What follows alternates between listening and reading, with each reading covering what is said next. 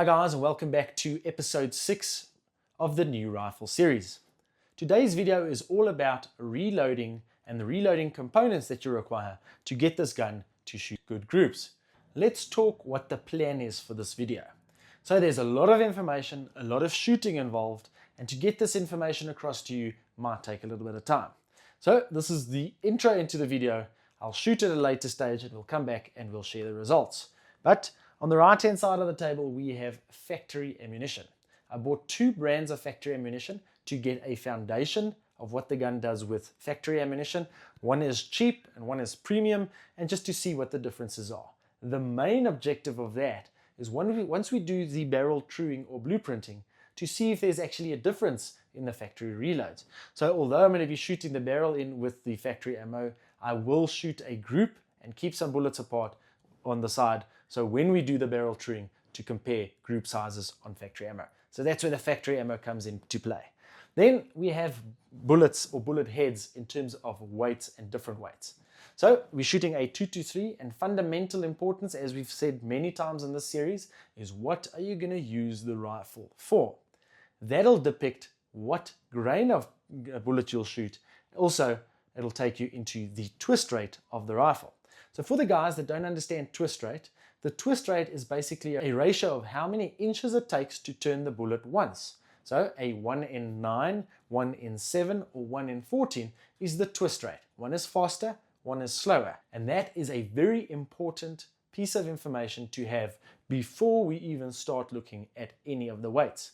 I'll pull up a quick picture that I got from the internet to show you the correlation between caliber, twist rate, as well as your bullet weight. And the reason for this is you cannot shoot a bullet that is too heavy or too light for a gun, because it will make it unstable, resulting in poor performance downrange. So if you have your twist rate, have a look at the table, find what grain you can shoot in, and choose a bullet in terms of BC in there and take it from there. So very important. First step, twist rate. Second, what grain of bullet will you be shooting? So for this specific 223, it's a 1 in 8 twist. So just to bring the table up again, we can shoot anything from 55 to about 77 grains. So I have taken 55, 60, 68, and 75 grains. So climbing up nice on the weight, and the purpose for that is to show you the correlation between bullet weight and burn rate. So here's a little bit of a thing that I didn't even know when I started reloading.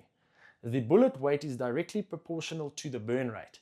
A light bullet requires fast burning powder to get it moving. If you think about it like this, if you take a wheelbarrow that weighs nothing, you pick it up and you just push it, there's no effort required, or no real effort required. But fill that wheelbarrow with cement, bricks, whatever you can find, and it's heavy. It takes effort to pick up and it takes effort to get momentum. So with that in mind, a light bullet you can just shoot with any amount of powder. You can just let it go because it doesn't take effort to move the weight through the barrel. A heavier bullet, on the other hand, takes a lot of pressure and a lot of effort to get it moving. So if you're shooting a fast burning powder, you might actually have the powder burn out before the bullet is at optimum speed, which is not what you want. You want a long, steady push to get it through the barrel so that you can keep the consistency and the stability. So it's very important to know which weight you want to shoot, and then from there go into which powder you want to shoot, and not brand, but specifically to the burn rate. So as you can see on the table here, we've got 4 different weights and 4 different powders. And this is purely done to show you the correlation between bullet weight and burn rate. So I have the Vitavuri 140 and 540. In the Vitavuri, the 140 is the faster burning powder, so that's going to work well on the 55 and the 60 grain, and the N540, which is a slower burning powder, that'll work great on the 68 and the 75 grain. Going over to the Hodgkin, we've got Varget and CFE. So I shoot Varget on pretty much every rifle I have, the 308, the 223, the 6-dasher. I can shoot it in the 6.5 Creed, I just don't. But it is a very good versatile powder. Although on a 75 grain bullet out of a 223, it is not the best burning powder. And this I learned with a friend that started reloading and wanted to shoot the 73 grains, and we couldn't get it to group on the Varget. We never understood why until we did our research. So Looking forward to shooting the CFE 223, which is a slower burning powder on the 68 and the 75 grain, just to see if we can get it to stabilize and what the grouping would be. So that would be the plan, just to shoot different weights and different powders and different burn rates to show you what the difference would be. As you can see, I have 3 options of primers on the table. And this is purely just to show the audience that you have options. You don't have to specifically do as I do. Earlier in the YouTube days, I made a comparison on CCI primers specifically, and I tested these small rifle primers. And in that test, I realized that on a 223, the 450 Magnum primer actually shoots smaller ES and SDs. So with that in mind, I'm going to be shooting the 450 Magnum primers on all of these tests. If I see that it is pushing the speed too much or the pressure too much, I might come away from the Magnum primer, but I'll disclose that at the end. Now that covers, as we said, factory ammo, bullet weight, and primer plus powder and burn rate. So let's talk brass. I did a test on specific brass earlier to see if the brass quality or the brass make actually makes a difference on the group size. Well, unfortunately, I can't share that data because I'd be diminishing one company and giving credit to another company. But the purpose for this video and the whole channel is not to tell one company that it's worse off than the other, but all I have to say is that the brass makes a massive difference. If you're a varmint hunter that don't really care about your brass and you don't care if you lose them, or you just buy cheap brass, so if you lose them it is not such a big effect, then it doesn't matter, buy any brass, because you'd be able to shoot whatever you're shooting at 200 effectively. If you're looking at small groups and precise shooting downrange, I'd suggest you buy premium brass. The test I did was with one of the premium brass manufacturers and a non-premium brass maker, and the conclusion was the premium brass shot half the size of groups at 100 and at 200 consistently.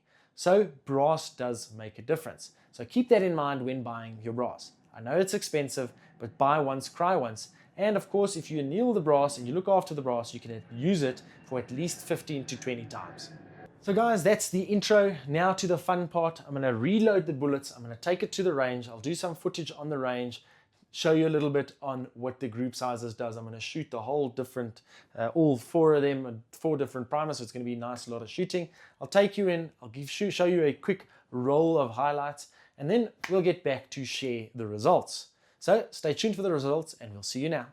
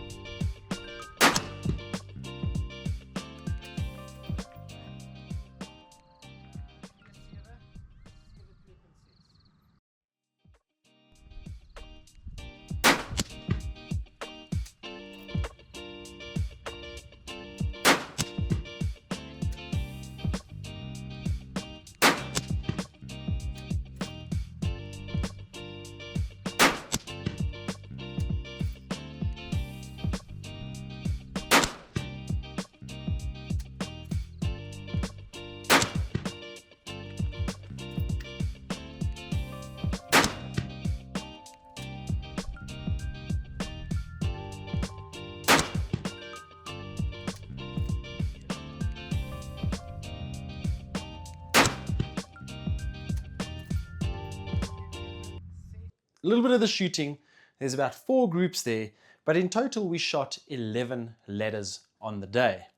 So we shot a lot. I can guarantee you that the barrel was cold. I bought a little barrel cooler, put it in, shot, waited, and we continued without the shooting. Took us about a day, but we actually came to the end. So just so you guys have a look at what the target looked like, you saw a little bit of it on the video. I'll hold it up, I'll zoom in a little bit, and as you can see, various different information coming in here. So it is, I don't know why, but the worst performing bullet of the day was the 68 grain hollow point bowtail from Hornady. I don't know why. I don't think it actually liked any other combinations that we gave it. So just to give you an idea, this is a 2-inch sticker. We shot this at 200 meters, and this is the group on the 68, and this is the group on the 68, the 2 different powders, the CFE 223 and the N540. The 68 grouping is almost double the size of any other grouping that we shot on the day. I can't tell you why, but out of the test I can see that the combinations on the 68 just didn't work. The one promising thing was bullets 6 and 7 on the N540 was almost touching at 200, but the rest tells the story. So I disregarded of the 68 and I didn't do any further tests on those. If you look at the rest of the groupings, the best performer of the day was the 60 grain with N140. So that is a 5, it was a 7, correction, it was a 6-shot group with various powders at 200 meters, and the only odd flyer was the second shot. The rest of them from 3, 4, 5, and 6 were in the same hole at 200 meters. So by far the best performer of the day. Well, here's the thing. As we've said earlier, you have to decide what you want to do with the rifle. So for me, this is going to be a precision trainer, and I'd like it to be as precise as I can have it so that I can train correctly. So the 68 grain is a fantastic varmint bullet, and I'll definitely consider that if I do varmint shooting. But the objective for this is to go with the 75 grain trainer bullets so that I can be ready and train correctly. So if you look at the 75 grain, there's 2 groups. We shot it with the N540 and CFE 223. In the video of the shooting, I had both 75 grains because I knew that is what I want to be talking about. I did the first one and I showed you that I corrected 2 clicks to the right, which makes it 3 shots almost touching at 200 meters, which was good. But then a little bit up, we had shot number 4, 5, 6, 7, and 8 in a vertical disbursement of half an MOA at 200 meters. So fantastic little patch over there, and when we got to 9, it got too hot and it started throwing the bullets out. So fantastic option. That was number 1. Number 2 was the N540, 1, 2, 3 in a line to the left. Well, 1, 2, 3, and then 4 and 5 almost touching at 200, 6, 7 and 8 almost touching, and 9. But that jump was just too much for me, so I decided to stick to 4 and 5. After this, I looked at all the data and I considered what I need to do and how I need to do it, and I reloaded a bunch of brass and I went to the range. Shot about half an MOA groups at 100, decided I wanted to do a consistency check, and then this happened. So I came home from shooting just a quick show on this. This was the N540. If I take that out, I was still adjusting back, and then once the scope was adjusted, I shot that. Half an MOA on 5 shots and on 4 shots, 0.238. Yeah, 0.238 on the CFE. Very good groups. Then I thought, let me do a little bit of a consistency check. Came back, reloaded, and went to the range. And this is where it went all wrong for me, and I lost all hope. And this is the target that I brought home. This was the N540 at 75 grain, and this was the CFE 223, shooting almost an inch at 100 meters. I took the dasher with just to confirm that it's not me. I had too much coffee or whatever the excuses I wanted to use, and I shot 4 shots almost touching at 200 meters, so I knew it couldn't be me. I came home absolutely distraught, not knowing what happened. I thought all the plans were absolutely to the T. I crossed my T's, I dotted my I's, and everything was right. And I kind of gave up hope, and I said I'll finish the video next year. And I had a friend come over, and he had a look at the rifle. And we came to the conclusion that the front screw actually bottomed out against the rifle which then made it inconsistent and I started shooting like this.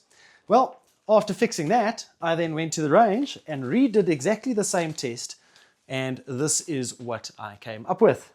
So I'll zoom in a little bit so you can see. This is the CFE 223 at 24.8 grains and the CFE at 25.7. Both are about a half an MOA group at 100, and then I went a little bit higher to 26, shot a little bit faster, but I got a 0.23 on 4 shots and a 0.5 on 5 shots.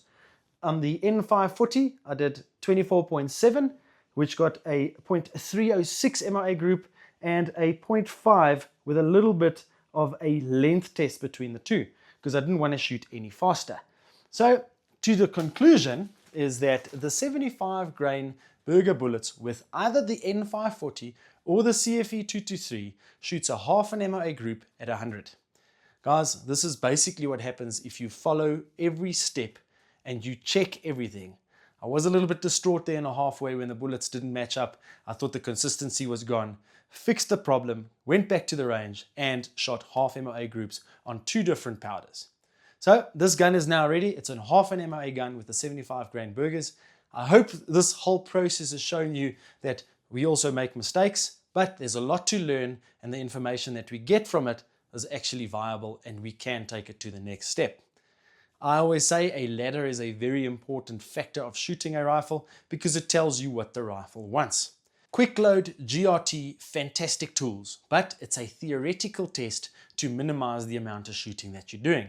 This barrel's got about 120, 130 rounds through it now, and I can tell you now that it's now in the sweet spot. I might pick up a little bit of speed, but I can always revert back to the ladder to come back into my speed node. So, just so you guys know, I've decided to go with the CFE 223 on the 75 grains, and I'll be doing a consistency check every now and again to see if it stays constant, and I'd like to do a temperature check on it. For the factory ammo that we said we'll shoot, guys, I'll bring up the video just on the side here, a quick fast forward. At 200 meters, I couldn't shoot a 4 MOA group. It was all over, speed was fairly good, but the gun just didn't like it at all. So, factory ammo, probably not the best. It'll do what it's supposed to if you want to shoot a hard lung shot, but it's not the best option. So, as I mentioned earlier in the video, I was planning on doing the blueprinting on the rifle. I got it down to shooting a quarter MOA 100-meter shot or groups consistently with 2 different powders. Do you think we should still do the barrel truing to see if it actually makes a difference? I don't actually know how I can better a quarter MOA group at 100, but please comment in the video below if you want me to do the barrel truing. Maybe on the factory ammo we'll then see if it actually has an improvement, but I'm pretty sure on the reloaded ammo it's as good as it gets. So please comment below if you want the truing done. We'll true the rifle and we'll do it again. I'd like to take this opportunity and thank Villabius Outdoor. Guys, there was a lot of shooting, there's a lot of primers, there's a lot of powder, and a lot of bullets, and there was brass. The guys from Villabius joined the party and helped me out with a few cans of powder to get this rolling and get this done.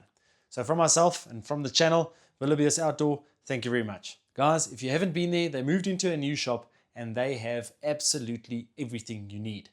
Get there today, let them sort you out on products, reloading, bullets, they've got absolutely everything. So get there and go support them like they supported me.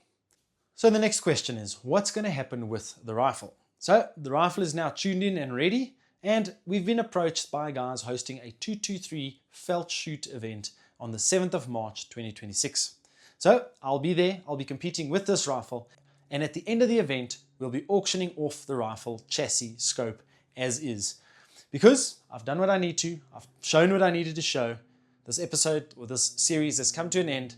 We'll of course make a video of the event and the shooting to add into the series, but I've achieved what I wanted to achieve with the rifle. There's no need for me to having a second 223. Auctioning it off is just a fantastic end to the 223 story. If you can't attend on the 7th of March, it's not a big thing. Contact us. Our friends at Villabius will sort you out with the barreled action. Of course, we can do the rest and we can help you proceed with the reloading. Guys, I appreciate it. I appreciate your time. Thanks for being with me, and we'll see you in the next one. Goodbye.